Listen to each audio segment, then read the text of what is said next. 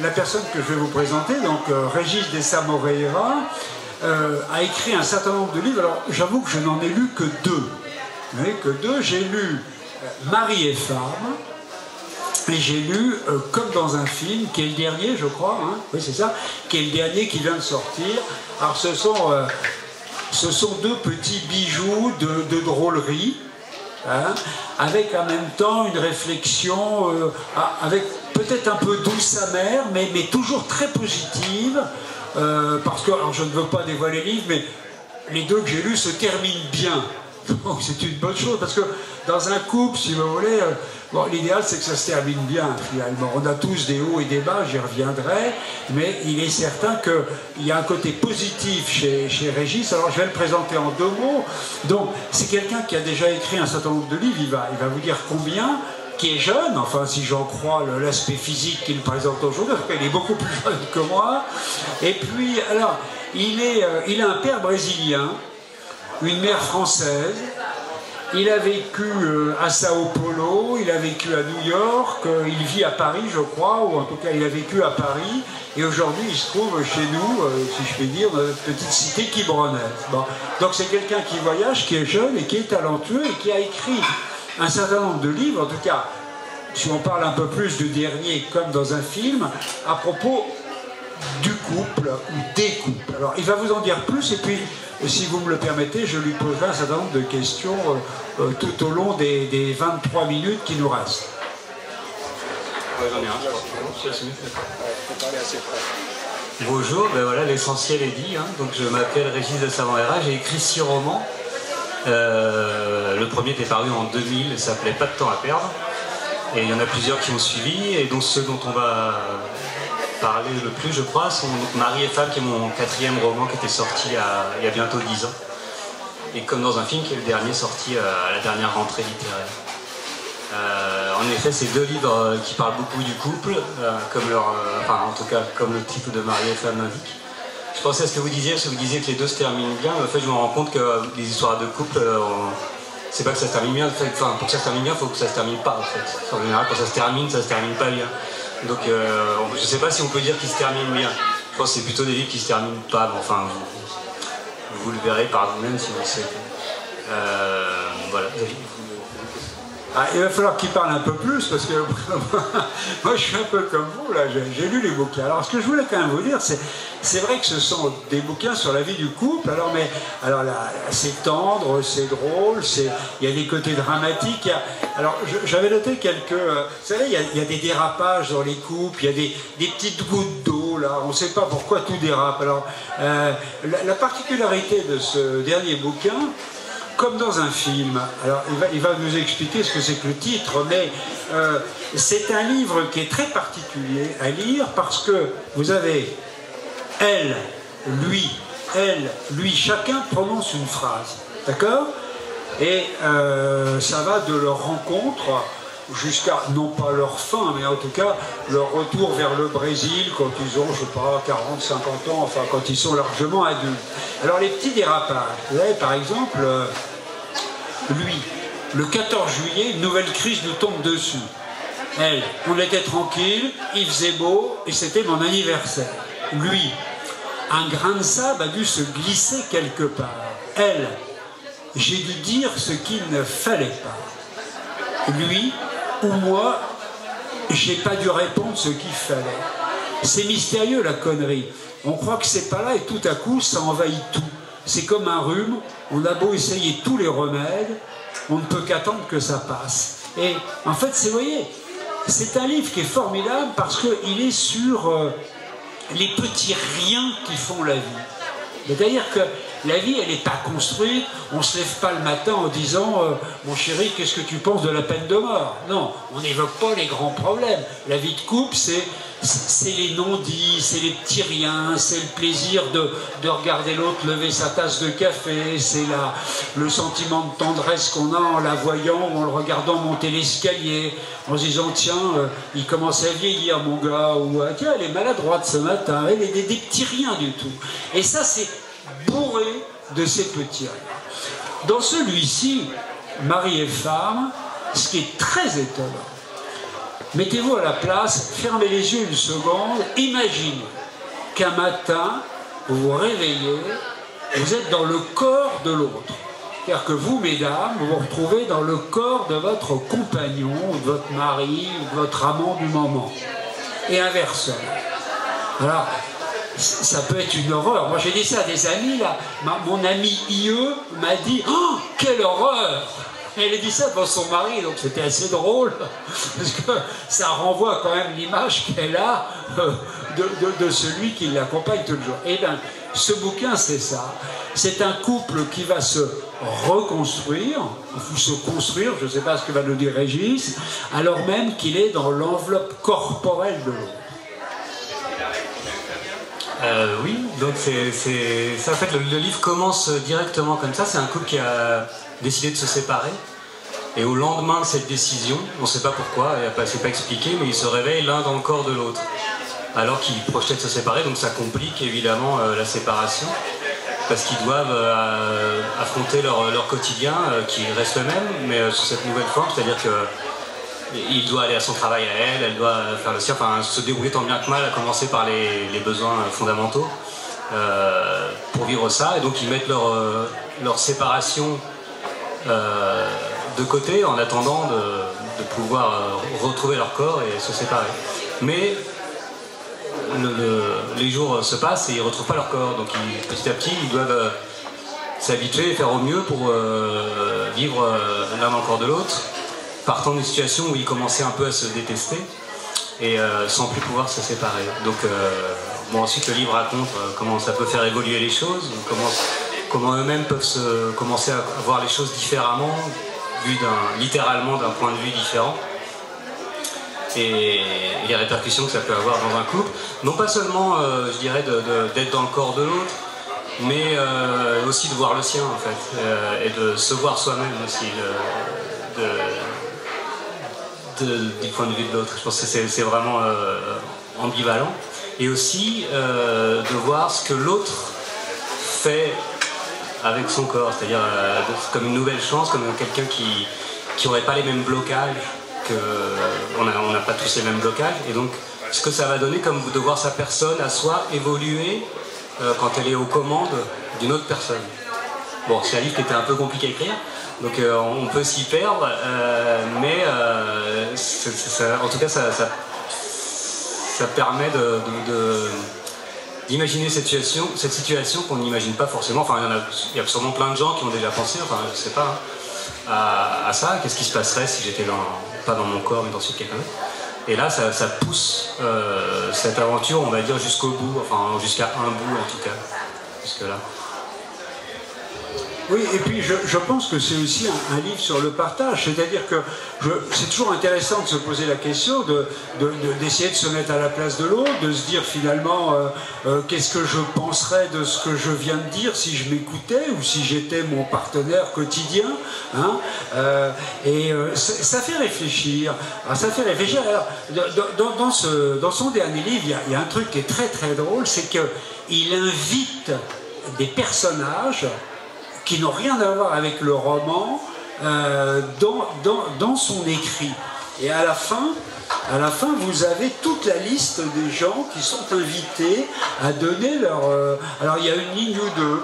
Alors, il y a la reine d'Angleterre, il y a Lucky Luke, il y a Cézanne, il y a deux gars, il y a Dieu, par exemple. Vous voyez, par exemple, à un moment, il nous dit, ça m'avait fait rire, ça. Il y a une ligne, c'est sa mère à elle qui téléphone pour les inviter à déjeuner. Elle dit... ma mère a des sanglots dans la voix. Lui, Michel Serrault, est mort. Et là, on voit Dieu. Donc, c'est Dieu qui parle. Dieu qui dit, Michel Serrault est mort. Oui, j'avais envie de rire. Vous voyez, c'est marrant. Et alors, il invite comme ça, de manière incongrue, de manière complètement dingote, un certain nombre de gens dans son livre. Et puis, il y a aussi quelque chose que je trouve très très profond, c'est le fait que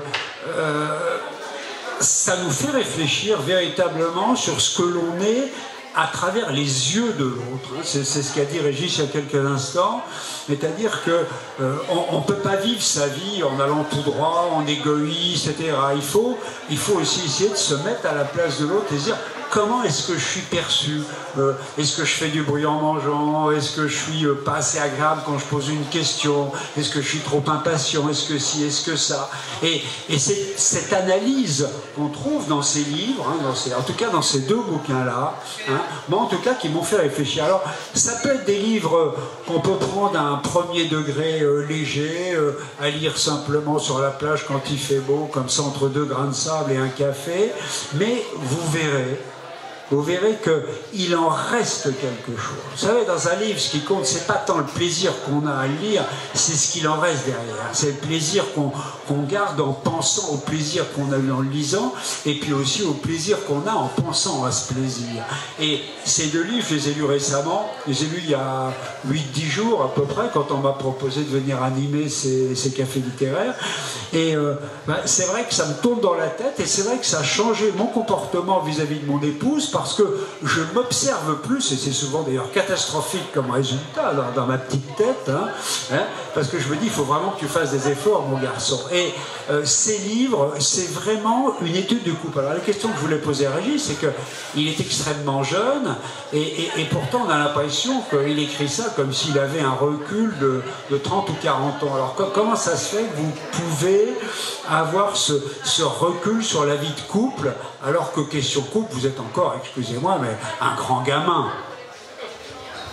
En fait, il y a plusieurs raisons. Enfin, les deux premières, c'est que d'abord, je suis pas si jeune que ça. Enfin, j'ai 43 ans, donc j'ai déjà eu le temps d'avoir une, voire plusieurs vies de couple. Et la deuxième, c'est que justement, pour moi, un livre, après c'est différent pour chaque auteur, mais c'est souvent l'occasion d'explorer une vie qu'on n'a pas, en fait, de vivre une vie et donc c'est ça qui est intéressant, c'est d'essayer d'éprouver une situation qu'on ne connaît pas, un avenir qu'on ne connaît pas, un passé qu'on ne connaît pas, mais de la manière la plus authentique possible, même si elle est imaginaire. Et donc si les quelques fois où on y parvient, je crois qu'on a l'impression que l'auteur a forcément vécu ce dont il parle, ou c'est forcément, et c'est rarement le cas en fait. Même s'il y a des correspondances, évidemment que les auteurs n'ont pas vécu, en tout cas pas moi, tout ce que je raconte. Mais c'est ça qui est bien dans un livre. Enfin, moi, c'est ça que j'aime, c'est de ne pas savoir où je vais, de ne pas connaître la fin, d'explorer, d'être au moment où j'ai écrit encore plus ignorant que les personnages. Et, bon, après, évidemment, on retravaille, etc. Mais c'est ça l'aventure de l'écriture d'un livre, en fait. Alors dans le bouquin, il y a des passages assez crus, vous verrez, c'est cash, on va dire.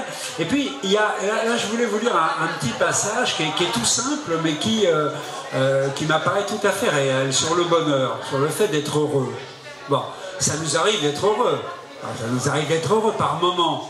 Bon, mais là, il n'est pas question de bonheur d'être heureux, il est question d'être heureux au niveau dans un couple, en même temps.